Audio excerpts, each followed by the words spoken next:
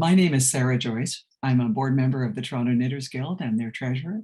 And I'm here today in conversation with Janet Ogilvie of Green Gable Alpacas of Birch Hill, Prince Edward Island, who's going to be one of our featured vendors at the April Knitters Frolic. Welcome, and very nice to finally get a chance to meet you, Janet. Oh, thank you, Sara. It's nice to meet you too. Could we start, Janet, to tell us a little bit about yourself and how you got started in the business of alpaca farming? Yeah, now that's a story. So I've been here. I arrived in PI in January of 2010. I'm not an islander. I'm not a farmer. I'm a city girl, born and raised. Prior to coming here, I'd never lived in the country a day in my life. I used to work at the University of Guelph, actually. I was an administrator there at the veterinary teaching hospital, and I wore business suits and high heels to work every day, and I never went out of the house without my hair done or makeup on, and you wouldn't catch me with hair this color. I'm dressed up, by the way. I'm quite dressed up. So quite a change then, a big change in your life with it. Exactly. So, and I had never dreamed of being an alpaca farmer or fiber producer or anything like that. But life kind of threw me a curve, and in the fall of 2007, I lost my oldest daughter. And I kind of went into a bit of a tailspin for a long period of time. And I was eventually diagnosed with post-traumatic stress disorder. And I got into a treatment facility. I was actually at Homewood in Guelph for a period of time. And I was with a group of other trauma survivors. And one young gentleman I met there was from Halifax, but his grandmother lived here on the island in Seaview, which is not very far from here, actually. And he used to come to the island every summer. And just the way he spoke about what it was like here on the island, I felt a deep sense of peace and calm. And I thought, geez, wouldn't it be nice to be able to live like that? So I decided I want to move here. Now, I had just completed an MBA because I thought I was going to, pursue this huge, big job. But after losing Amanda, my priorities kind of changed. So I decided I want to move to the island and live in the country and farm something. So cattle was kind of out of the question. I wasn't about to learn to be a dairy farmer or beef farmer at 44 years old. Sheep I wasn't especially interested in. And at the time, I had been hearing about alpacas. So I started researching a little bit. And the more I learned, or everything I learned, I was just intrigued by them. And I thought that they might be an animal that I could manage basically on my own. So that's what I decided to do. So I decided to move to the island and raise alpacas. So, and 12 years later, here I am. A fascinating story. Yeah. And it's what started as me kind of running away, actually, to be quite truthful, Sure. has evolved into, I built a business along the way. I didn't intend to be a tour operator or have a yarn shop or be a fiber producer, but it's grown into what it's become. And I'm very pleased with what it's become. We're actually sitting in my studio, which I built in 2020. Because prior to that, my my little shop was in the barn, a 700 square foot milk house in the barn. So that's how I became an alpaca farmer. Now, I understand that you're producing a number of different alpaca yarns, Canadian-based alpaca yarns in different weights. Can you tell us a bit about what we can see in the background here in the studio? Sure. I got a bunch of yarns over here and over here as well. So I produce about 300 pounds of raw fiber a year. And the majority of that I have milled locally. I do a little bit of the processing myself. I've got a fiber tumbler here. I of course skirt it. Sometimes I skirt it better than others, as my mill will tell you. But I skirt it here, I tumble it here. And I actually have a fiber washer, a Belfast Mini Mills fiber washer here in my shop. So I can wash it here as well. I then send it to a local mill. I either send it to Fleece and Harmony, which is here on the island, or I send it to Leg Fiber Mill, which is in Sussex, New Brunswick, and they turn it into yarn for me. So, and then from there, I dye it. You mentioned that you were going to have a lot of yarn to be dyed this week. Yeah. Yeah, so I was in the dye studio today. I actually did some overdying. So while I do produce white or cream yarns, a lot of times I produce a lot of fawns. And while I love natural colors, I especially love overdying these colors because the result is very interesting and not something that you could create if you were dyeing something this base color. For instance, let me get these two. Oh, I dyed these this morning in this studio. So these are two different yarns actually. One is the fawn, that's the fawn, and the other is the taupe. And I don't know how well it's going to come through on the camera, but there are very subtle differences in terms of tonality between the two of these, which I especially like. I really enjoy a yarn that has dimension, or a color that's got dimension. And I find that by overdying those fawns or browns, I really get the dimension. So most of my yarns would primarily be, I do a worsted weight primarily, and I've got a bulky weight this time as well, a 4-ply bulky weight. But I sell more yarns than I can produce. I've got a market for more than I can produce here locally. So I actually also purchase yarn and fiber from other Canadian alpaca producers. The supplier that I use actually follows the same kind of model that I follow, in that I know the grade of fiber in every skein of yarn that I produce, because I test every animal's fleece every year, because of course fiber quality changes as an animal changes, right? And just because it was a grade 1 fleece when it was 1 year old doesn't mean it's going to be a grade 1 fleece when it's 7 years old. And I want to know that. So I buy from other producers who also grade and sort their fiber. So I know the grade of fiber there as well. So, and then I overdye those. So often I buy, well, my lady slipper yarn is a fingering weight yarn. So that would be this, that's a fingering weight. It's a 2-ply fingering weight. This colorway is actually Night Sky, and it was actually a fawn. The base yarn was actually a really light fawn. I've got DK weight as well, and then another bulky weight that I purchase and dye.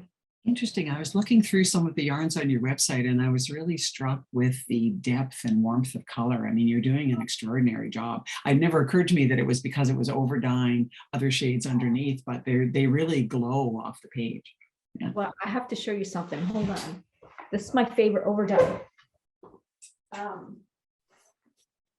So last year, so this is a gray, quite a mottled gray.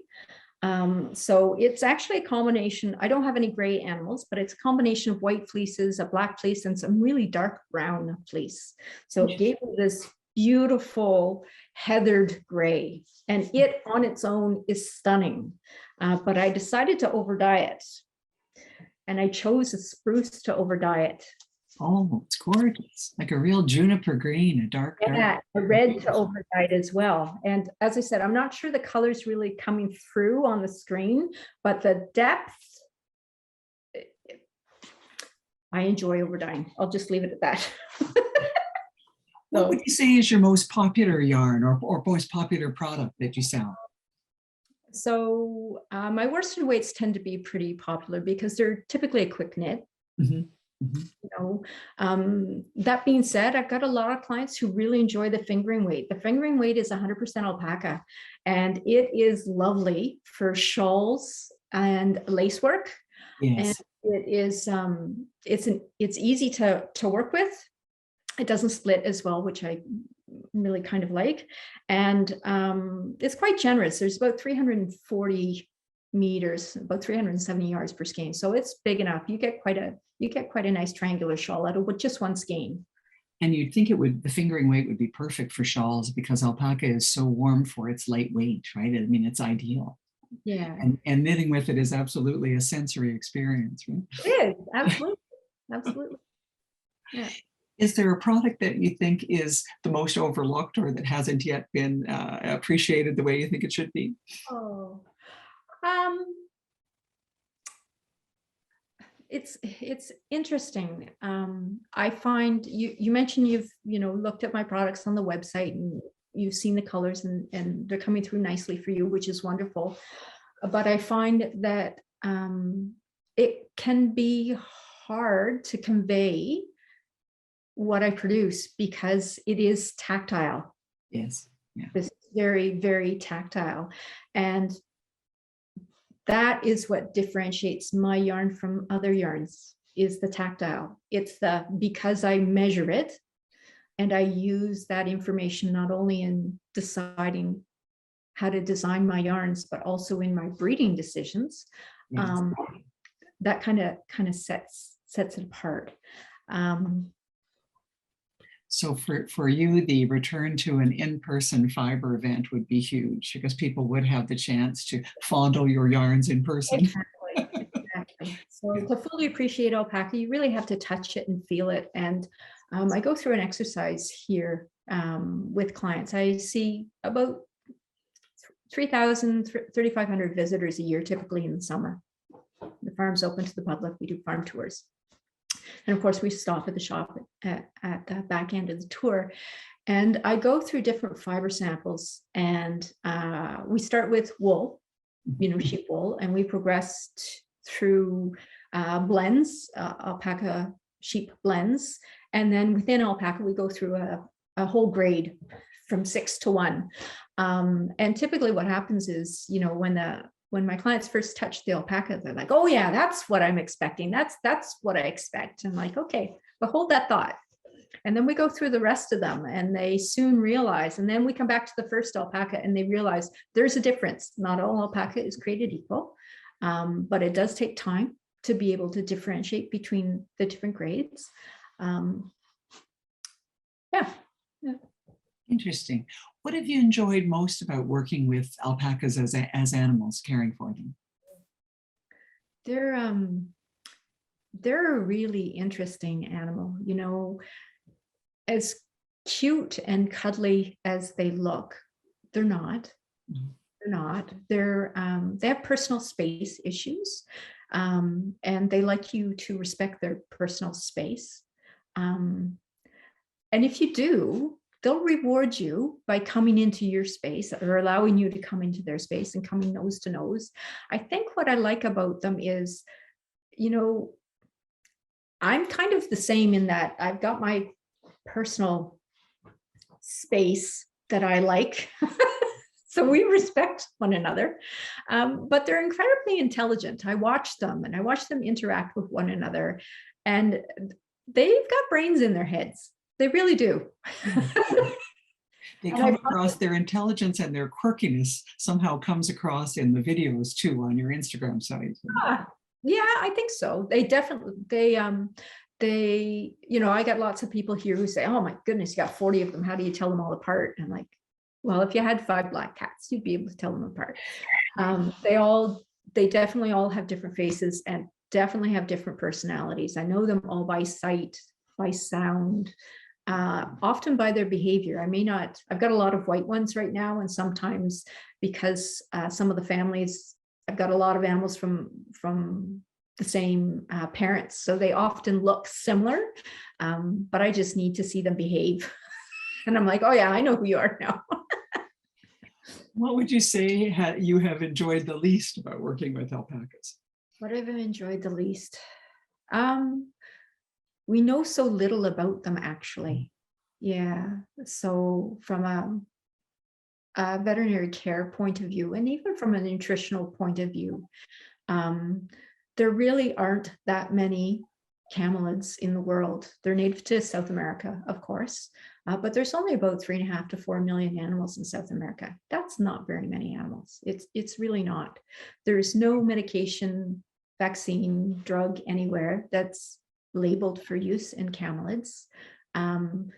They're like cattle in some ways, they're like sheep in other ways, but they are completely unique and they need to be treated as a unique animal. And I think there's just so much we don't know about them.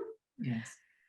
Yeah, that can be a struggle when something goes sour, and it will go sour. If you have livestock, you'll have challenges from time to time. Often what we're doing is we're just managing symptoms. We don't really know what's going on. We're just managing symptoms, and that can be frustrating. Interesting. It's true that there's not the same base of research and veterinary science that there has been around cattle and sheep, right? So I understand that would be very challenging. Do you find that you build a contact network with other alpaca breeders and farmers across the country? Absolutely. Yeah. Absolutely. And, there's a lot of myth out there. And there's a lot of, we think this is what's going on. What's important, I think, and what I tell new alpaca owners is, check your sources, because, not all sources are valid. And sometimes you have to make the best decision you can in the moment with the information you have available. And if the information changes tomorrow, then use that new information. Yeah. So something new every day, really. Yeah. Yeah. One question I meant to ask you, Janet, I was looking through the different yarns that you're producing, from Green Gable, and one of them had a fascinating name, Malpec Ebb, and I just wondered if there was a story behind that one. Oh, absolutely. Actually, all of my yarn names have a story.